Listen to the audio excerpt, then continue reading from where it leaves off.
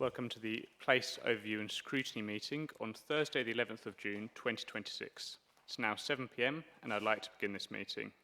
I'd first like to draw your attention to the evacuation procedures which can be found in the agenda and the information for members of the public and councillors section. I understand we have no members of the public with us today, but councillors can make themselves aware. I'd like to remind you that under the Overview and Scrutiny Procedure Rules, Part 1, Paragraph 10, as set out in the Constitution, this meeting shall have a maximum duration of 2.5 hours. Therefore, if at 9:30 p.m. there are items remaining, the agenda item under consideration will be concluded within 10 minutes, followed by a vote, and items not yet considered may be deferred to a future meeting. I'd also like to remind everyone present that this meeting is being live-streamed and recorded for publication on the Council's website. I now move to the apologies for absence. I've received apologies from Councillor Hollenbach. Are there any other apologies? Looks like everyone else is here. Okay, now moving on to the minutes from the previous meeting. I move that the minutes of the meeting held on 26th of March 2025, as outlined in the agenda, be noted as a correct record. Are there any comments on the minutes? I think none of us was part of this, so we will leave it to the Democratic Services. Any comments from officers? No. No comments. Well, the minutes are noted. Moving now on to declarations of interest. Does anyone have any declarations of interest to make? Mr. Chair, I do have a family member impacted by homelessness. I'm just raising this for transparency, but I have been told by the Deputy Monitoring Officer that I can participate. Thank you, Councillor Cherry. Anyone else? Okay. I've not been notified of any unplanned scrutiny items or members' rights of reference for this evening. So now move on to the Homelessness Improvement Plan update, which you'll find on pages 11 to 70 of the agenda. Can I ask Anthony Fletcher to present the report, please? Thank you, Chair. So as well as presenting, I'm going to kind of take you through the presentation. So I'll spend the first few minutes taking to the journey to date, why intervention was required, what we've done, what's improved, and where our focus needs to be over the coming months. So this item isn't to seek a decision tonight, it's to update on the transformation programme that was established following a review of the Housing Solutions Service in May 2025. The purpose of tonight's report and presentations just to provide transparency on the challenges that we've faced, the progress we've made so far, and the risks and the opportunities that remain. So turning to the presentation, you'll see that it starts by setting out the purpose of tonight's update. The first section explains why intervention was required. At the point the review was commissioned, and that was back in May 2025, the service was experiencing significant pressures. Temporary accommodation numbers had increased substantially over a short period of time, or relatively short period of time. Costs were rising, backlogs had developed, and officer caseloads had become unsustainable. And the service has become increasingly reactive rather than focused on the prevention which the service should be doing. So the review concluded that while staff were working extremely hard to support residents, the service required a stronger strategic direction, better governance, oversight, and intervention to respond effectively to the challenges it faced. So the review identified 8 thematic themes that required improvement. They include leadership, culture, temporary accommodation, prevention, and early intervention, as well as kind of structural redesign and better data and performance management, as well as better member engagement. So these themes become the foundation of the transformation programme.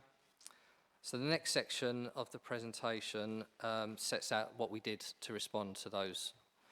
So we established a dedicated transformation programme through the Place Transformation Hub, introduced governance and oversight arrangements, translated the recommendations into actions, strengthened performance management, introduced regular programme reporting, and implemented changes to key leadership positions. What's really important to us is this not a programme that just goes and sits on the shelf. We need to live and breathe it, so it's actively managed and monitored. A monthly highlight report is produced, and it is something that we'll share with all place overview and scrutiny members going forward. And we've met today just to finalise May's highlight report. It provides comprehensive updates on where we are with each actions, the metrics associated with what we see as improvement, but it is very transparent. If things are not moving along, it's on there, as well as metrics. We'd want to be completely transparent with all parts of the service. With Council Willoughby, we'll be looking to continue with our monthly programme delivery board. Is that what we called it? Yeah. Yep. Where Council Willoughby will be invited to share that highlight report and kind of get your insight and challenge. I would say if there's one message though that I could take the committee to take away, the service has moved from reactive to stable, and now it's showing those real signs of improvement. So demand continues to rise in homelessness, and it does remain one of the significant challenges facing all local authorities nationally. So as a result, the service continues to operate under considerable operational and financial pressure. The purpose of the programme, though, is not simply to create a service that responds to those pressures as they arise, but to create a service that's got a clear vision to create a sustainable, prevention-led housing solution service. So the work undertaken over the last 7 months has been focused on building the foundations for the future model. We've strengthened governance, we've introduced greater performance management and culture, better financial oversight, improved operational control, and developed a clear roadmap for the next phase of the transformation. So whilst we're not quite where we need to be, we're no longer simply reacting to pressures. We've got a clear understanding of the challenges, a structured improvement programme, and a plan for building a service that's better equipped to manage future demand. So the next part of the presentation highlights some of the progress to date. We've strengthened controls around temporary accommodation, reduced the number of high costly paid accommodation, and it's not here, but for the benefit. So when someone goes through the homelessness process, one of the outcomes is that they might be moved into temporary accommodation because we've not been able to prevent homeless, we've not been able to give them relief. So a likely outcome is that an outcome is that they end up in temporary accommodation. Out of those temporary accommodation situations they go in, it could either be classed as furnished lets, which we a council-owned temporary accommodation, hostels, and we've got around 45. We've got Two hostels, but 45 placements within those hostels. We've got around 219 furnished lets, but the bulk of people that move into temporary accommodation is what we class as nightly lets. So they're private landlords giving us their properties at a nightly rate. As you can imagine, that's the most expensive form of what we do. When you look at the net cost of that, once you consider kind of the income received, whether it's from benefits, from rent, and then the costs going out, they cost the council about 14,000 per year per unit.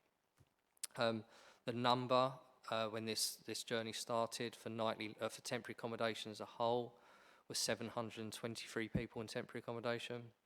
We're now down to 640, although it's gone down a little bit more.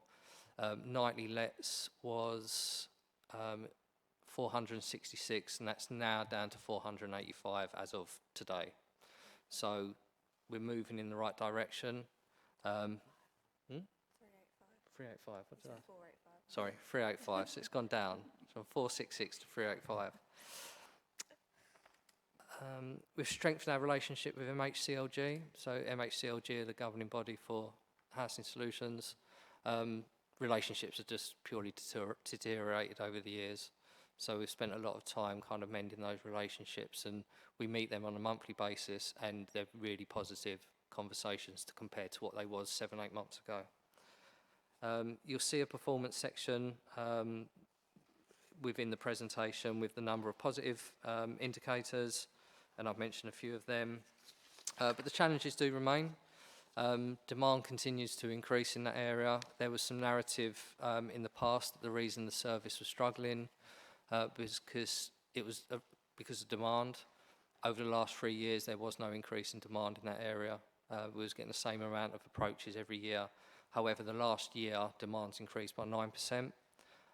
It's likely that's put down to things like the introduction of renters reform, although we're already seeing numbers move to the numbers we expect, so we do feel like that could possibly have just been a spike, but obviously we'll be monitoring that. In terms of officer caseloads, so you see officer caseloads, we're sitting at kind of 80 plus, some people sitting with over 100 cases through dealing with a backlog of 466 cases. So when we started this project, in total there was, I think it's 1,650-ish live homelessness cases. That's now down to 1,140, I think. And we need to get that down further. There will be a natural number that will always sit in the service. In terms of case officers, they're down to 52 cases now on average, but we want to get that down to around 40. So the next section's around finances. So as I mentioned, because of those costs of nightly lets, as you can imagine, it's one of the most significant financial pressures facing the council. Whilst we're beginning to see signs of financial stabilisation through the cost avoidance of using nightly lets, it's still an area that's a huge spend for the council, so it's so important that we have this governance, that we have this scrutiny, and that we're transparent with the project and where we're going. You'll also see that the presentation looks beyond the service itself and recognises wider external pressures. Housing affordability is a huge challenge for the service, whilst when people are going through the process and are in temporary accommodation, for a lot of people we try and get them into the PRS market, like privately rented sector market, and we've got a pool of money to help people do that. However, there's simply a lot of people that, even with top-ups for us, even with us paying their first and last rent, they just do, from an affordability perspective, it's just not an option. So that does present a real challenge for us as a council.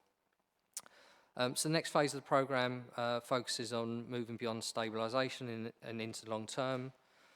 So key priorities include redesign of prevention and privately rented sector pathways, strengthening move-on arrangements, reducing reliance on temporary accommodation, and also working with colleagues from across the council, particularly with our adults and children's services. What's clear is that historically, that joined-up approach wasn't being put in place between the one council approach. So if someone was coming to homeless, a decision was being made on that person without any thought to what was happening in children's, what was happening in adults if they had children, and that's now changed. So we have multidisciplinary groups that will get together. I think, Councillor Willoughby, you've seen an example of that this week. So finally, presentation concludes by setting out what we need from members. So continued scrutiny, challenge, really important. Also understanding the long-term improvement requires a shift from crisis management and towards prevention, and that's the culture that we're embedding. Some of the decisions over the coming months might be difficult, where they involve housing supply, investment choices or service redesign, but to build a service that is sustainable and capable of coping with the future, those conversations will be necessary. Homelessness remains one of the most complex and challenging issues facing local government. So the purpose of this programme is not to simply improve today's position, but to build a service that's resilient, prevention focused and capable of managing the growth pressures we expect to see in the coming years. So thank you. Thank you, Anthony. I invite members to ask any questions. Thank you for your report, and I welcome, the entirety of the report. Obviously is well intended, Just few points. I know you did mention the numbers of coming down, but you had just mentioned our focus would be stabilizing the services. But you have also mentioned the homeless demand is on the rise. So how will you mitigate this? Because obviously, what my understanding is homelessness can go up and down. So how will we mitigate this factor? So a big part of the transformation plan is not just looking at, is looking at some of the redesign that we can do in current processes. I know it seems really basic, but it's a service that hasn't transformed over the years and hasn't reacted. So processes are ineffective, inefficient. There was a lot of handovers that not necessarily needed, and it was really challenging for a case officer to work through their caseload. We had a brief discussion earlier about the need for triage officers and move-on officers. Now, a triage officers there, at the moment, our case officers take it in turns doing triage, so duty, which means that 1 or 2 days a week, they're not able to deal with caseloads. By bringing in those triage officers to take that off, our case officers are then dealing with cases 5 days a week. And then from a move-on perspective, there simply wasn't a move-on function within the service. So what the move-on function will do, and it's embedded now, but we need to make it bigger through a restructure. What the move-on function does is focus on the people that are in temporary accommodation, because what the culture previously was that from a case officer point of view, they'd done their bit, they're in TA, so they're in temporary accommodation, and unfortunately what we found is that a lot of people would end up in temporary accommodation for a really long period of time. We see examples where people are in there for 5, 6, 7 years. That's not temporary accommodation. They should go into temporary accommodation with a clear plan of how we're going to go. Like I said, there's challenges with affordability, but that's what the next stage needs to work on. So that's a really long-winded way of saying we're just making things more efficient and putting resource in the right areas. Thank you for your answers. I was just going through slides, page 25. So it's mentioned a time frame of 3 to 6 months, which says increasing housing supply and reducing costs.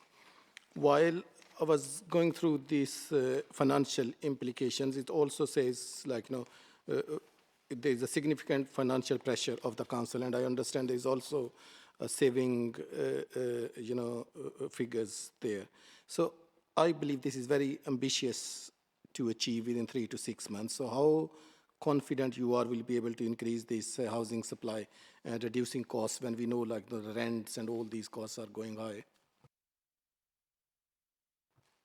So in terms of the finances, just for everyone's benefit, one of the savings that were put forward last year was for a saving within the Housing Solutions budget of 995,000.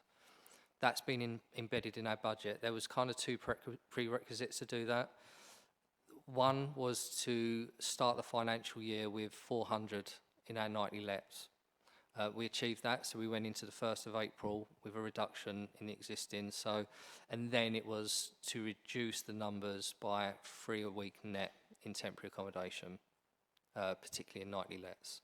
But in terms of increasing housing supply, so that isn't necessarily buying more housing into our stock, but we know that we're always going to need more than our furnished let and hostels. So we know we're always going to need more than 260. So at the moment, how we then manage that is through nightly lets. It's not cost effective, so we need to do things differently. Whether that's through long-term lease arrangements, we've hesitated on that at the moment because, like I said, we're actively reducing the numbers. So there was hesitation with doing that, but we really need to, because that pressure's always going to be there. Regardless of what numbers reduce, we're always going to need a form of nightly lets, and given their cost, we need to address that. If I may ask, actually, just as a follow-on, maybe more directly as well, about how confident are you that you'll achieve the cost savings put out in this report?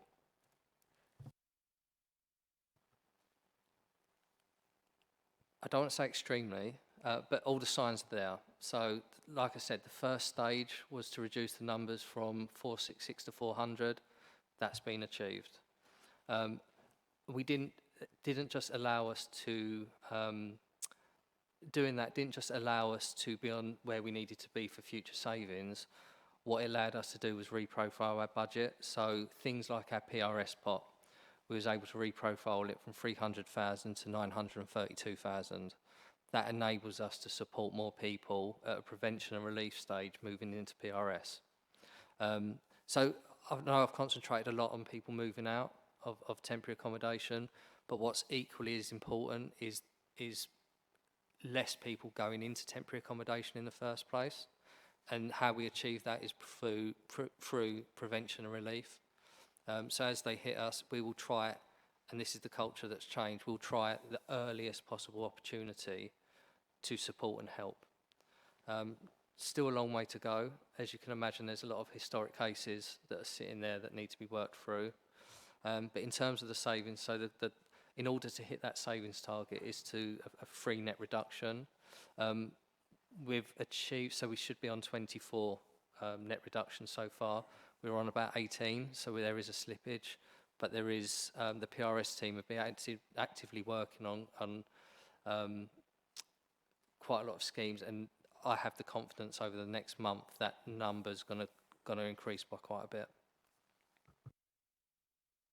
Councillor Lake. Thank you, Chair. You mentioned that moving people out of temporary accommodation is something you're focusing on. When people move on from temporary accommodation, do they remain within the social housing sector, or are they moving on to the private sector generally, or are they buying houses? Is there a pattern where people are moving on from? So in terms of social housing, so I think our stock's just short of 10,000. There's around between 400 and 500 social housing that comes available throughout the year where people have left.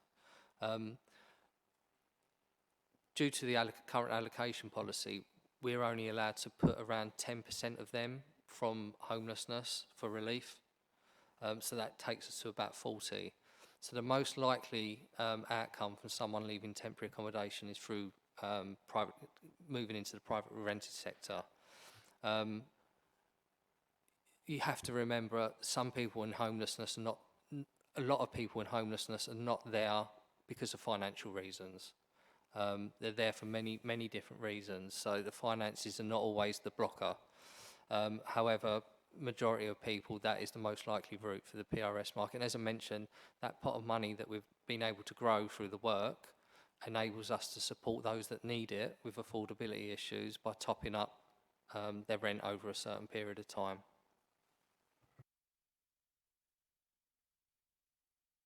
Councillor Abbas. Yeah, thank you. Just the last one on this item.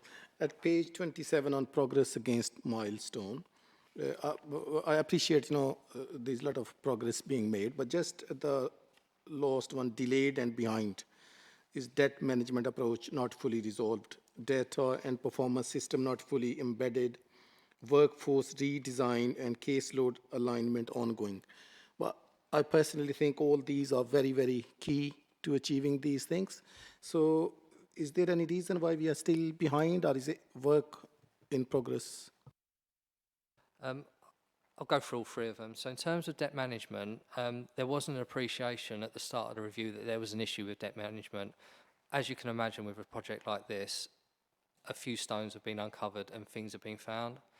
So in terms of debt management, what the issue was that we found once the project had started is that historic debt hadn't been managed. So you can imagine there's a lot of current tenants in temporary accommodation and former tenants that have moved out that had kind of racked up some debt that hadn't been addressed.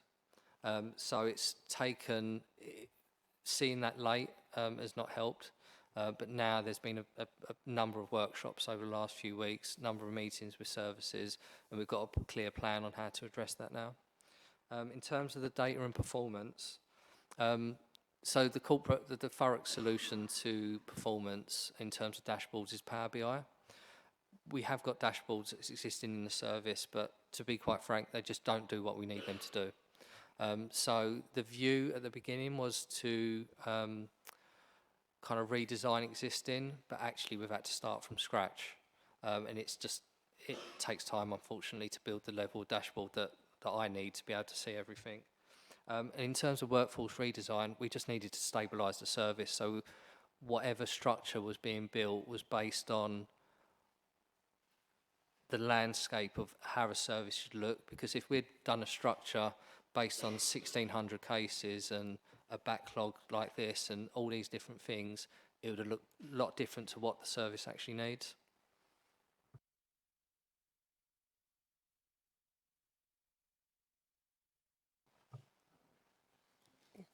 I did mention this once before, I think, but it came to my attention recently that you can just live in the borough sort of 6 out of 12 months, and circumstances depending, you can sort of become homeless and have to be homed in Thurrock.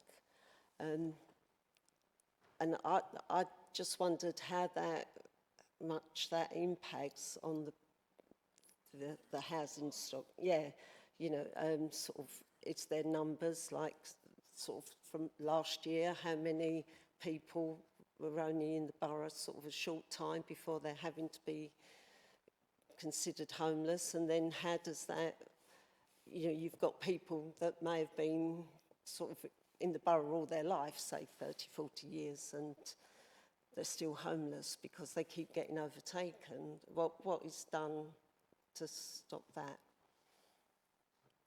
In terms of the technical part of the query, I'll pass over to Koya if that's okay. Yeah, of course. So the 6-month rule is that's derived from the homeless legislation. If someone lives in a borough for 6 months out of 12 months, they automatically get local connection. That's what you're referring to. And then the others who 6 months out of 12 months, 3 out of 5 years, or if you have a family member who's lived in the borough for 5 years, that will give you the local connection. So unfortunately, because it's the legislation, we tend to have to apply that. But what we try to do is also consider, especially people living in current temporary accommodation, we're now looking at the people who've been in temporary accommodation the longest in terms of move on. We're starting to do that now. It's difficult because also people who are fleeing domestic abuse don't have to have local connection, and they can approach us as well. So I understand that balancing that out can be difficult, but to respond to your question is we are now looking into people who have been in temporary accommodation the longest in terms of moving people on. May I ask just in practical terms what a preventative service actually looks like, seeing as you've referred to a few times the kind of end state that we're moving towards? I mean, looking at the kind of reasons for demand in the service, you know, a lot of these are kind of issues with family, relationship breakdown. You know, are you referring to preventative on that side, or is it mainly financial implication? Yes, we are doing a lot of work around prevention with families asking their relative to leave their accommodation. What we tend to do is ask where people would want to live, considering affordability, and then encouraging them to look for accommodation in those areas, and we're supporting them financially to move. We are paying, if we have to pay to move, we pay for that. If we have to pay shortfalls to maintain accommodation, we're doing that as well. It's been difficult, it's been challenging, but I think it works when you kind of allow people to have a choice in where they want to live, and people are responding to that so far. I would say in terms of that further prevention work, it's very much financial at the moment, but there's a lot more that we can do from a council perspective in terms of prevention. So I'll probably say this a lot, if I'll probably say it again in the next meeting. So if you approach the homelessness service, you've hit some form of crisis, or you're nearly at that crisis point. What the council need to do much better, and this isn't just this service, this is the council, what we need to do much better is supporting people, preventing people from ever hitting that crisis point, because homelessness is an outcome. So whereas a lot of the prevention work is it depends on the approach. So we record every different approach reason, and there's a lot of different approach reasons, but we've got a top, and depending on the approach reason, it depends on what route of support that we take. We need to grow that offering, so it isn't just financial focused. If someone's leaving a property because of breakdown in family members, what can we do with our colleagues in other areas of the councils to address that? Sometimes it's adapting the property that they're currently living in. If it's not like suitable for a family member who has a medical condition, it could be using money to adapt the property to suit the need of that members of household who require that adaptation. We're doing that as well.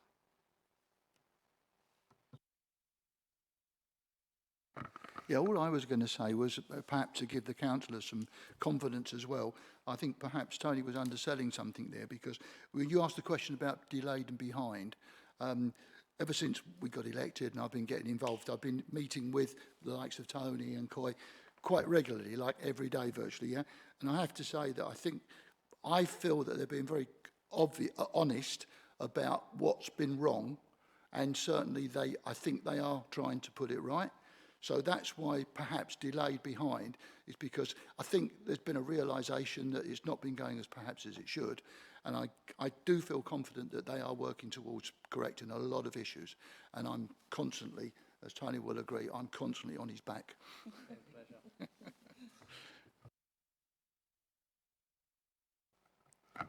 Thank you for the report. One of the things you mentioned here about the mitigation on page 31, you talked about focus on retention and capability. And you also mentioned in some part of the reports that the officers are really under pressure because of the caseloads. So what are you actually doing to ensure that maybe you increase the officers so that the caseloads can quickly be attended to? And also, I was going to ask as well, you talked about the temporary accommodation. Is there a time scale, like a time frame, where we have people who are homeless being retained in the temporary accommodations? Because that's the only way we can know that there's a swift. We can say the figures, but we need to know how swiftly you're moving people from a temporary accommodation into a permanent one, or if it's going to go into the PRS, just like you mentioned. So first part of the question was around staff caseloads and pressure. So we did bring in additional resource at the start of this project to reduce the numbers of live cases. We referred to those numbers as backlog. There's 466 identified, and they've now been done and dealt with. Now, in terms of officer caseloads, numbers have gone down from an average of 800 to 52. Like I said, that number, the national average is 50. We want to get it down to 40 because we want officers being able to focus on the prevention and relief work that I keep on talking about. Sorry, your second question was? Is there a time frame where you have the homeless people in a temporary accommodation before they are moved into a permanent one, or the PRS?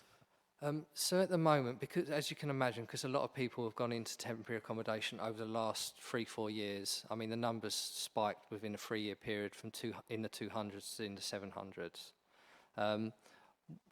Now, anyone going into temporary accommodation, they go in with a clear plan on how we're going to then move them out.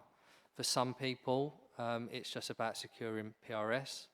But for some people, unfortunately, because of affordability and limited numbers on social housing, they will have to go in there for an extended period. But that's absolutely what we need to get better and address. So there's now active casework management. What we didn't have before was things like case reviews for officers. Now the team leaders, on top of that, they do a lot of case reviews every week. We provide supports. I'm there as well as the head to provide complex case management. In terms of moving people on in temporary accommodation as well, we are now actively working, like Tony said, a lot of work around move on. We look every week how many we have on our list, who is requiring the move, and we carry out something called suitability assessment for these customers, looking and matching people regularly into properties. We weren't doing that before, and we've implemented that, and it's working. And this week alone, I can say that my colleagues have already moved people, I think 10, into private rented sector by doing this active casework management. So there is confidence that if we carry on, there definitely will be some reduction in that area. Councillor Dennis? Do homeless people that can demonstrate that they have a long-term period of living within Thurrock get prioritised over people that don't? We're constrained by legislation to do that. It's difficult to just do that, because then we will be breaking the law. It depends on individual circumstances. We consider affordability, whether there's medical needs, whether they have local connection. But what I know is if people do not have local connection, which means they haven't lived in the borough 6 out of 12 months, 3 out of 5 years, or family connection, we will not place them in our temporary accommodation. And if we do, we will be referring them back to that local authority where they have local connection. But to answer your questions, we would be breaking the law if we did that. May I ask, just on that point, then, what the composition is in terms of numbers approaching the survey, or perhaps as a percentage, who would be eligible for kind of high needs, or considered high needs or priority housing under the Homelessness Act? Yeah, so that is called, under the legislation, that's something called priority need. And you look into someone's circumstance, and the law defines that as someone who either have children or someone who have medical condition who's significantly more vulnerable. That test is very high. Like, for you to get into that category of someone who's significantly more vulnerable, you technically will have severe medical condition, someone is fleeing domestic abuse, or someone who no longer able to live in their current accommodation. So it's really defined by the legislation, and we've got to stick to the legislation to determine who's in priority need. But we do now, as I said, when moving people on, we definitely consider people who, I mean, Tony is on my case on this, who's lived in temporary accommodation the longest, and prioritize those, offer them accommodation. So we're really keen to look into people who have been living in temporary accommodation the longest and move them on to suitable accommodation. Kind of a side point, one of the parts of it is that we need to kind of educate and inform members more about the legislation, the way we work. There's been previous discussions with Democratic Services. I know there's a training, I know you've had a lot of training the last few weeks, but we're looking to develop a proper training session starting in September, specifically around kind of legislation, the rules. Yeah. Thank you. I mean, I just want to refer back to the question, because I was more asking, rather than a breakdown of priority need, I was asking just specifically what the composition of people who approach homelessness services are. You know, for example, what percentage would be considered priority need under the Homelessness Act? It's not data I've got to hand, and I know Ryan's busy looking at his screen. Do you have that data? It's not data I've got to hand, but we can definitely come back to the group, if that's okay. Yes. We were total approaches with main duty, yes. Councillor Farkas. On page 40, says less than 40% homelessness prevention grants spent on prevention, were below the 49%. What percentage is being spent on prevention at the moment, and when will the council be expected to reach the 49% requirement? So we actually spend 100% of it on prevention now. So when this project started, obviously as part of the kind of investigating work, we found that grant that's intended for 49% of it, spent on prevention. I can't remember the number now, but we quickly, because of the work we've done, was able to reprofile and start using that money on prevention. And that pot that I mentioned, that's risen from 300 to 932, that's a lot of what the prevention money's been paid on, as well as staff time.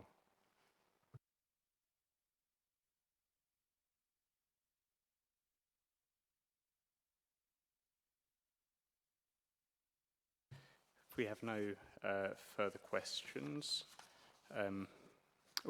Councillor Shakespeare, please do. Yeah, referring to what I said to you before the meeting about the, you saying we've gone from reactive to stable. Do you think the hub will make us more proactive? Yeah, I probably didn't speak about the hub enough. So what we've got within the Place Directorate is what that comes under my remit. We call it the Place Delivery Hub. Now, it's kind of split into two functions. So one function is that it acts as a centralised transformation kind of intervention basis for services within Place. So at the moment, I've got housing solutions sitting under me and estate services because they've been seen as kind of high risk and need that additional support and oversight and governance and program management. But then what we do alongside that is then constantly drive services forward to improve, to make more efficient, to make savings. So yeah, I probably should have explained that at the start. I'm sorry, it was probably me not understanding it enough. And the other question I've got is on the member engagement, referring to, really relating to what Councillor Willoughby's saying. I notice on page 49 you've got a recommendation to develop and deliver a structured member induction and briefing. How far has that got? So from our side, it's designed, but conversations with Democratic Services earlier this year was that realistically, just because the amount of training you've got, the amount of just different things you've got to absorb, that realistically September would be the start date for that. But from our side, we can, so if that changes and we could do it sooner, that we can definitely accommodate it from our side. Would it be okay to like approach you on an informal basis, like for chats and catch-ups? Any further questions? Clarification, you know, at page 67 and 68, metrics to measure success. So work stream is like just temporary accommodation. What that is just the type of the metrics or what this is? Was you referring to specifically page 68 or the metrics? 67 and 68. Because it said metrics and then the work stream. Yeah, so, sorry. So as mentioned at the start, so there's 8 different themes that were identified. At the time of publication, they were the different metrics. So that presentation that's come from was from the Place ONS before Christmas. So they were the metrics that we felt would show us progress and create a baseline. That number, as you can imagine, is probably 4 times as long now. So we've got so many metrics that we're tracking, not just to understand the kind of how we're doing with the program, but just to measure the service in itself. Actually, on that point, I mean, given the number of metrics, I mean, is there more weighting towards specific metrics in terms of priority? Because, I mean, it seems just looking through them all, there'd be an awful lot of data there, some of which could inform in different directions. So there's a couple, I think there's 5 in total that's got stars next to them that indicate they're the corporate metrics. They would be the ones that I'd give most weight to. Thank you. Thank you. Thank you. So just to come in on the figures there. So the information I have to hand is relating to the 2024-2025 financial year. Each year we have to submit statistics to government. It's called the HCLIC data. And what this is saying to us here, that in the 2024-2025 financial year, there were 869 assessed approaches. So 869 households approached the council and were assessed about their housing need, about homelessness. Within that financial year, 113 households were identified as homeless, in priority need, unintentionally homeless, and were owed what's known as the main duty. So we had a duty to provide accommodation or to help them to secure accommodation. That is 13%. So 13% of the assessed approaches in 24-25 were owed that main duty. To give just an example, households including dependent children was the largest group of those 113. That was 80 households. Other examples include physical disability, mental health problems, pregnancy, and domestic abuse. But that is the 2024-25 statistics. We're in the process of submitting 25-26 now. There's a bit of a lag, but that gives you an indication at least. Thank you, Ryan. Any further questions? Councillor Lawrence? Yeah, thank you, Chair. Yeah, KPI targets. Are they up to date? Are you meeting them? Yes, so in terms of the again, one of the problems we found with the service is that there was no real rationale behind the targets that were set previously. Targets were based on last year's outturn rather than the type of service you want to get to. So yeah, no, in terms of the KPIs now, there are a few, we did go through it earlier, there are the main KPIs, so in terms of numbers in temporary accommodation, number in nightly lets, the number of preventions released we do, they're all moving in the direction that we want them to. There are a few, I can't think of them top of my head, there are a few metrics that are not quite where we need them to be, but when we're talking out of 70 metrics, I think there was only 4, Amber? Yes. But yeah, so the highlight report that I've gone through with Lauren today, and then we'll go through with Councillor Willoughby hopefully next week, that will be sent out to everyone, and that shows you every single metric, the target associated with it, and where we are with it. Thank you.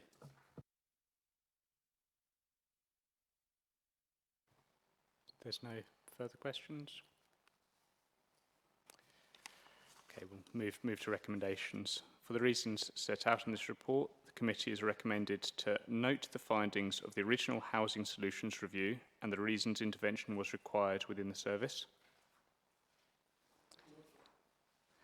Note progress made to date through the Housing Solutions Transformation Programme, including strengthened governance arrangements, reductions in high-cost temporary accommodation usage, and improved operational performance. Okay, we'll move on to the Integrated Housing Improvement Plan, which will be on pages 71 to 106 of your agendas. Can I ask Ryan Farmer to present the report, please? Thank you, Chair. This report provides the committee with an update on the Integrated Housing Improvement Programme. I'll briefly set out the background and then summarise the key points in the report. The Integrated Housing Improvement Programme brings together the main improvement activity taking place across the Council's landlord services.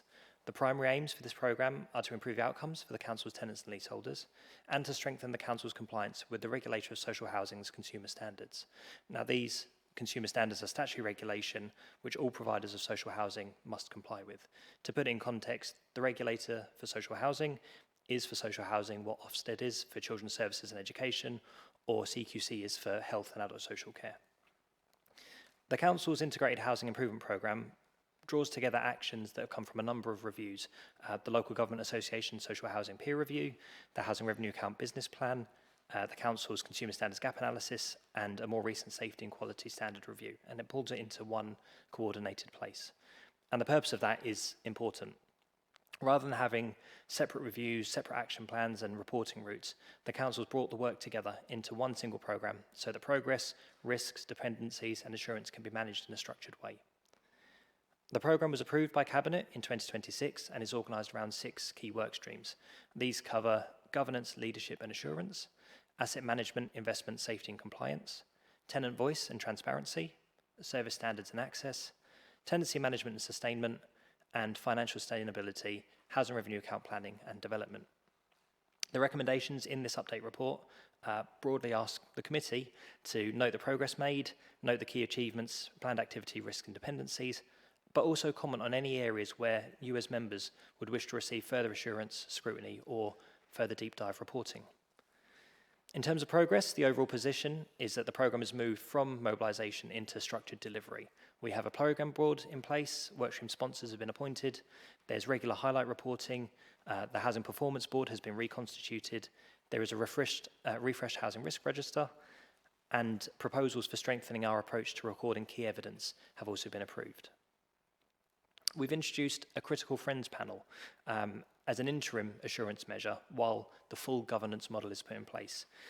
What we need to achieve is external challenge and support. And we're doing that in this way from sector specialists, while our Housing Assurance Working Group, which is member-led, and our Housing Improvement Board, which is independently led, are finalised.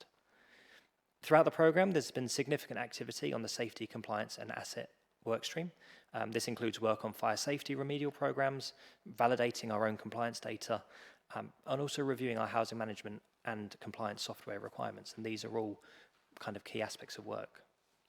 One of the most central pieces of work in that work stream is around our stock condition surveys. So there is an expectation from the regulator that we have a detailed understanding of every single one of our properties individually, and it is just under 10,000 homes. As it stands at the moment, we have a programme of 7,000. We completed 3,000 in about 2022, and around 50% of the properties in scope have been completed since that stock condition survey started a little bit earlier this year, and the rest is due to be completed by the end of this calendar year. The findings from that work will support future decisions on the stock about its decency, longer term investment planning, but it'll also strengthen our position with complying with those consumer standards by the regulator.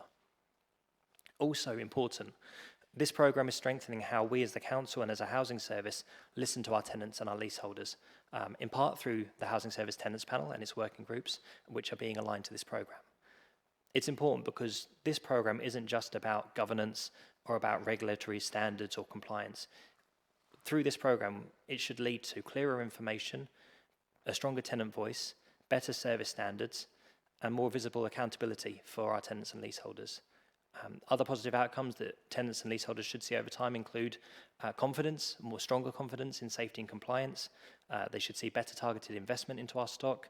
There should be clearer information about our performance and the standards that tenants can expect, and actually see visible improvement activity taking place. The report is also clear, though, that the programme is still developing and it does require continued oversight. It's important to flag to members that the scale of delivery required is large. There are dependencies, there are elements of programme governance still to be established, and there is a need for teams within the housing service, but across the council, to be able to work within this programme while still providing those day-to-day services that we need to be doing and their own kind of priority targeted work. The report therefore presents a balanced position. Good progress has been made and important foundations are in place, but there is still so much to deliver. The programme needs sustained leadership, it needs member oversight, it needs tenant involvement, and it does need continued scrutiny. In summary, the report shows that the Council has recognised that there is a scale of improvement required. It's brought key work into one single coordinated programme, and it has made progress in strengthening governance arrangements, assurance, tenant engagement, compliance and risk management. The challenge is to maintain the pace, to evidence clearly what we're delivering, and make sure that the work ultimately translates into real improvements for our tenants and leaseholders. I'd welcome the committee's views on the areas outlined in the report. Thank you, Chair. I'm happy to take questions. Do you have any questions from members? Councillor Lake. Thank you very much for that report. On page 75, you mention conducting a stock condition survey. Now, is this carried out by an internal setup, or is there an outside contractor coming in to conduct that? Thank you for your question. So our stock condition survey is being undertaken by an external contractor. So we have a contract that we have tendered and let. There are validation elements to that contract. So we'll go out and they'll undertake the stock condition surveys. We receive the data back. A sample of that data is then quality assured within our teams, so we'll make sure that it looks like it's matching up. There is then a further external validation after that to make sure that there is absolute confidence in the data we're collecting, and we can be sure that we have an accurate picture of the stock that we have and its investment needs. We're having to move at pace because at the moment the regulator expects 100% and we don't have 100%, so we're moving very, very swiftly to get that through. What we ultimately need to get to a point to is that it becomes a rolling cycle of a proportion each year, rather than being in a position where we are now where we have to do 70% quite rapidly. But external contractor doing it now, internal validation, and then further sector validation afterwards. Thank you. Can I just have a follow-up on that, please? What is the extent you're reaching out with the stock survey? How far, is it just around the damp and mould and the compliance around the gas, or does it go further than that?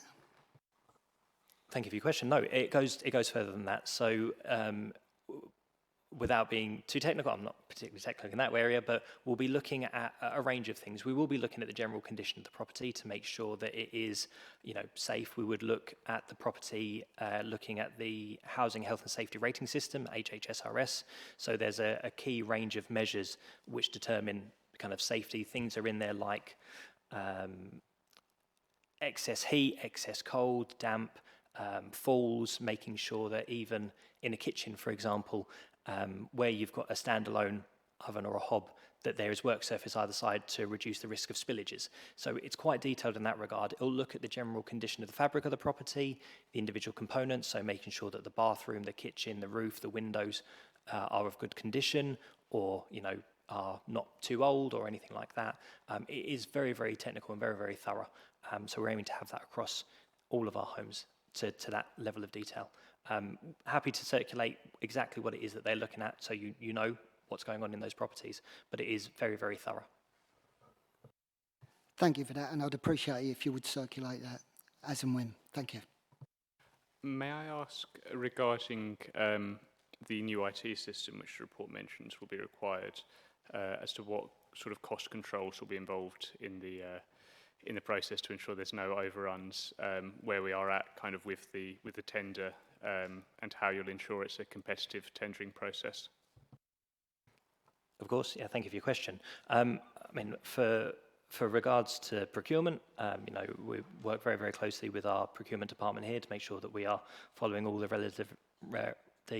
relevant regulations and legislation, make sure that they are, accurate processes with regards to their thresholds and values. We are still at a relatively early point, so not wanting to say too much in this forum for commercial sensitivity, I would guess, but we do follow a robust process. I would say that colleagues across the housing service, but colleagues across the council have been engaged in some relatively high-value procurement exercises and have followed those kind of to the letter of regulation.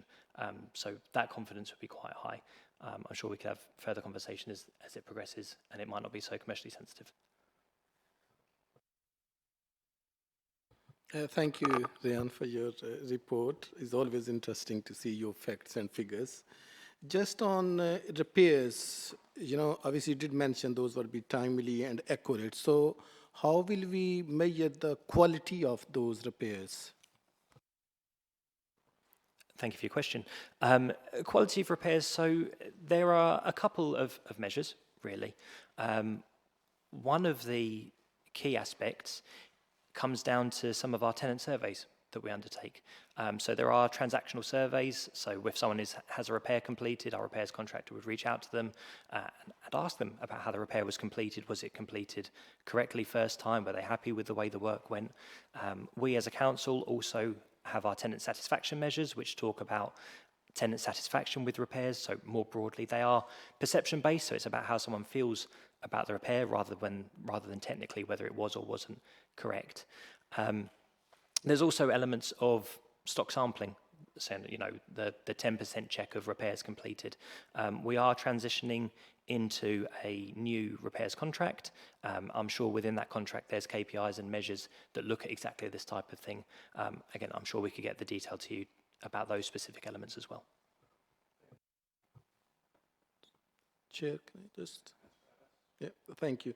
And on mold and damp, obviously this is a very, very big issue, So how confident, say for example, if a mold or damp is reported, so what is the time scale in terms of addressing those? I know you did mention the precautionary measures, how to kind of stop those ones. So what if someone has reported, so the time scale on repairs? Thank you for your question. Now, you've asked me a question which has now statutory timescales in. So we, as of October, measures known as AWAB's law came into effect, which do set a number of key statutory timescales that we need to adhere to. It relates to significant issues or emergency issues, and there are different timescales for each of those. Again, I wouldn't want to misquote them.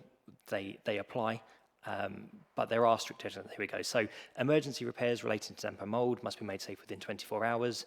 Damp and mould investigations must be investigated within 10 working days. There's timeframes for us to provide written summaries and actions and follows up. Again, very happy for colleagues from our repairs service to give you these specifically for how we adhere to them. But just like the consumer standards, we must adhere to them. They are now national requirements. And this will be extended further later this year as a second phase of AWAB's law requirements come into effect. So we do have them. We have them set in legislation. Happy to get the details confirmed to you. Ask just a follow-up on this. May I go to Councillor Lake first, and then I'll come back to you. Thank you for that, Chair. Earlier you referenced a 10% post-work checking. Who carries that work out, please? Thank you. So again, my understanding that the work would be undertaken, say, by a contractor, and we would have a member of our technical services team or engineering or surveying team go and post-inspect that sample. I said 10%. That was, for example, I wouldn't necessarily say that it was exactly 10%, but we do undertake a degree of post-work sampling. Councillor Farkas? Just as a follow-up on that question, so how are the contractors reporting on the jobs they are doing? So do they send photos? Do they send job lists? How do they do that? Yeah, thank you.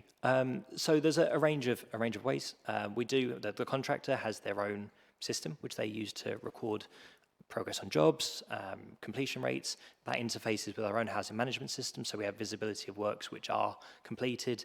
It depends on the work programme, so we might receive some photos. There might be photos uploaded on their system that we can check. There are very tight contractual management controls, certainly for our repairs contract, the scale of it, the value of it, the impact and extent on tenants' homes.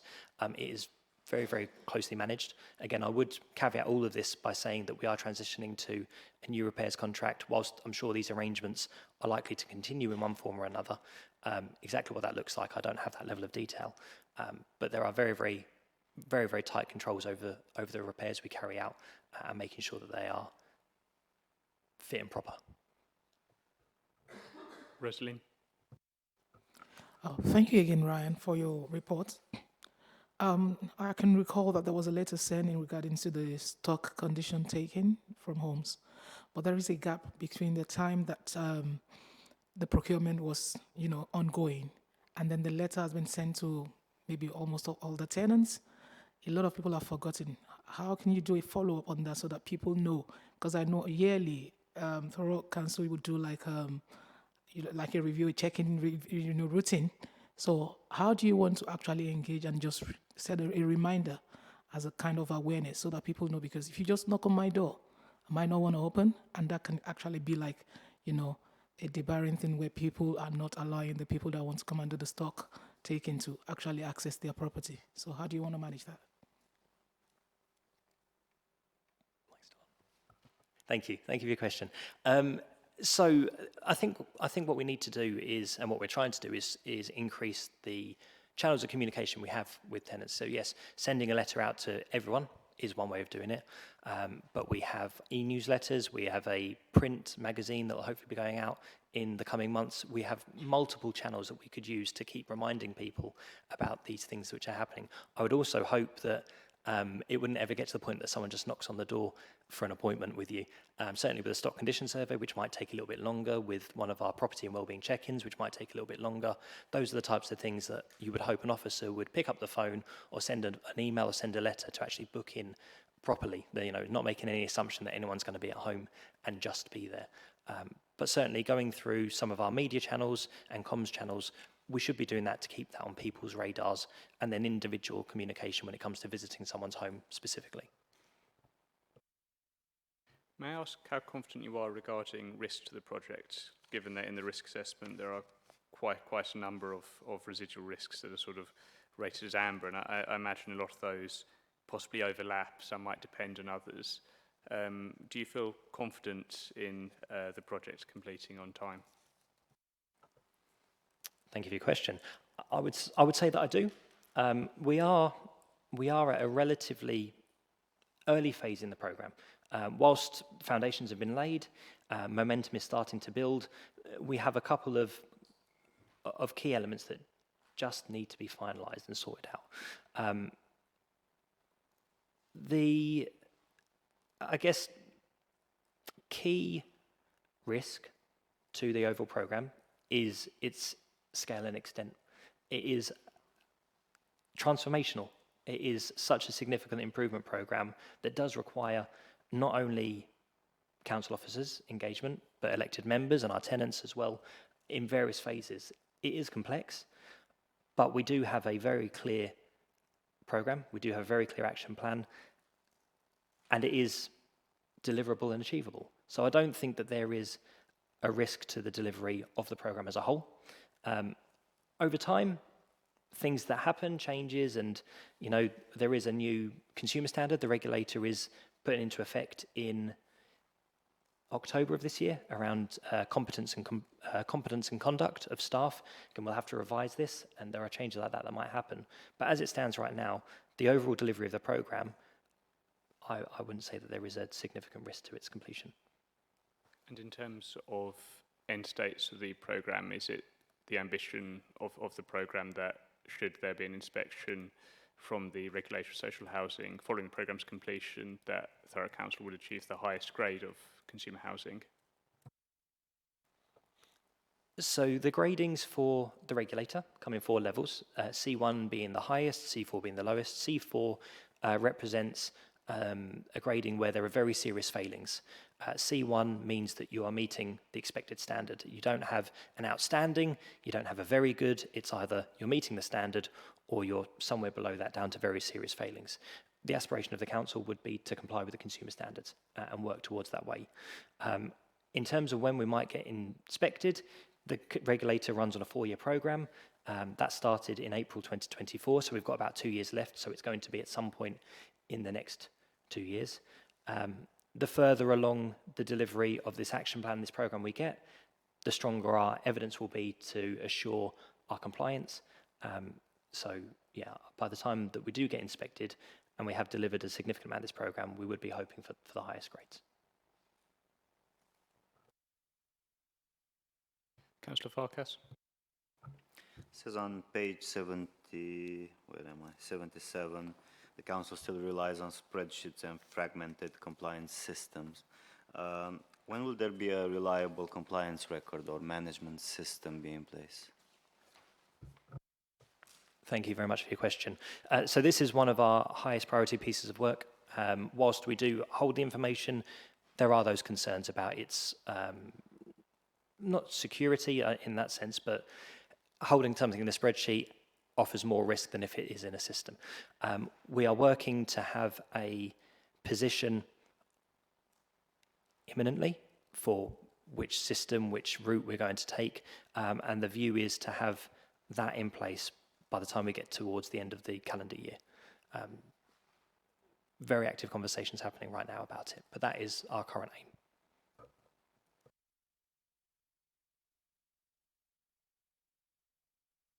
Do you have any further questions from members?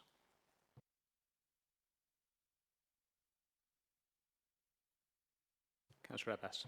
Thank you.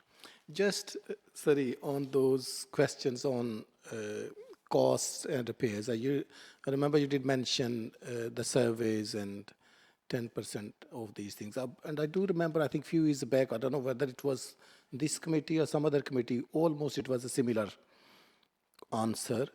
So, and I remember some of the residents, it was a very small job and they were charged around £600 or something. Obviously, it's cost to, residents. So what improvements have we made in terms of to check the quality of this work rather than just relying on, like say, for example, I have no clue what this work is. I will just see a good paint. I wouldn't even, because I don't know what's going on behind this. So obviously a survey is not a way to measure like the quality of the work. So is this something we are looking to improve and to see like obviously the contractors and all these, they are being paid. So obviously we as a council need to make sure that we are getting like the value for money. Yeah, absolutely. Thank you for the question. I would, again, I'm going to point back to the procurement activity we've got at the moment. We are mobilising a new repairs contract in the coming months, and I would absolutely expect that some of this learning that we've had in recent years and elements like this are things which will have fed into the specifications for that contract. So exactly what post-inspection works and post-work inspections might look like, how they'll be delivered. If it's okay, what I'd like to do is get one of my colleagues who's been involved in that to tell you what they're going to look like going forward, because they will have that detail. Thank you. Just the last one. You did mention there was an away day, or maybe you are planning another away day with the staff and tenants. So how many tenants were there? Or was there any positive or engagement, or what was the feedback? Yeah, thank you very much for the question. So yeah, we held one in April, and we are intending for it to be a regular occurrence, quarterly or every sort of 5 months or so. We absolutely did have tenants there. We had representation from a housing service tenants panel. I don't know, maybe if you'd like Mike to provide your honest feedback about how you felt the day went, if that's not putting you on the spot. No.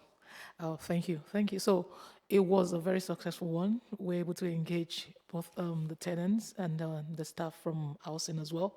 And we were able to highlight some of the key things that we expected, from the housing service and Thurrock Council as a whole.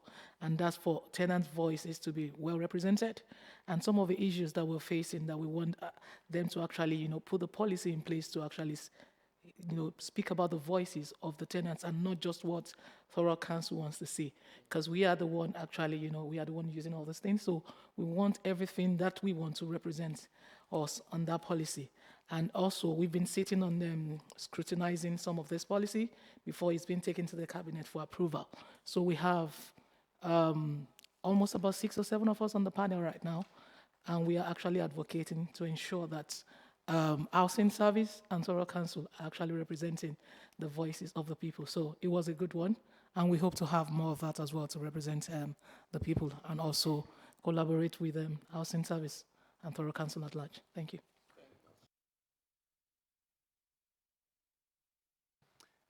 If there are no further questions, can move to the recommendation. So for the reasons set out in this report, the Place, Overview and Scrutiny Committee is recommended to note the progress made in mobilising and delivering the Integrated Housing Improvement Programme since Cabinet approval of the Integrated Housing Improvement Action Plan in February 2026. Note the key achievements, planned activity, risks and dependencies set out in this report. Comment on any areas where the committee would wish to receive further assurance, scrutiny or future deep dive reporting as the programme progresses, which I believe we've possibly covered in all those questions. So now we move on to the work programme. The work programme is on pages 107 to 110 of the agenda. Claire, could you take us through the work programme? Thank you very much, Chair. So you'll see that the next meeting is due to be held in September. There are several substantive items already suggested for that, including some quarterly financial reports, which we did sort of last year as well, to give the committee a sort of more detailed update on the finances relating specifically to the Place Committee and Directorate. So I won't go through all of the items for September, but if there are any comments on those, or if members wished to propose any different agenda items, then we can of course work with the Chair and the committee to consider those going forward as well. as we do have some space in the work programme for November, which we can then, update as and when. So I'll hand back over to Chair. Anyone has anything to raise now, but otherwise, in the intervening period, please do feel free to get in touch. But does anyone have anything to raise? Doesn't look like it. Okay, in that case, then should we move on to the action log, which is on pages 111 to 112 of the agenda. Claire, would you mind taking us through that, please? Thank you, Chair. So you'll see that the action log is currently a blank template. We don't have any outstanding actions from the previous municipal year, but those actions raised tonight with regarding some of the information that was requested, I've been taking note of those and will follow up with officers accordingly, and we'll share those before the next meeting. So the action log provides that sort of detailed report for those. Thank you, Claire. And I don't believe there's a recommendations tracker either, is there, for this meeting, from what I can see? No, there isn't. I'll just very briefly just explain that the recommendations tracker sort of complements the minutes and the action log together to highlight the scrutiny journey of the reports. So it will summarise discussions and the recommendations contained within the reports. You'll also see that there is a section regarding briefing notes. So any briefing notes that are circulated to the committee outside of the formal meeting setting will be included on that list, just sort of the title and when it was circulated to members, just part of the sort of transparency of information that's been provided. And within that document as well, any items that sit within the committee's remit on the Cabinet Forward Plan will also be included as that, on that document in a list format. So if the committee do see a Cabinet report that they would like to either comment on or actually potentially bring to the committee as pre-decision scrutiny, then we can, of course, look at the work programme and how that fits in. Thank you, Chair. Thank you, Claire. Well, I'd like to thank you, everyone. Then this concludes our business for this meeting, and I can now declare the meeting closed at 8:17 p.m.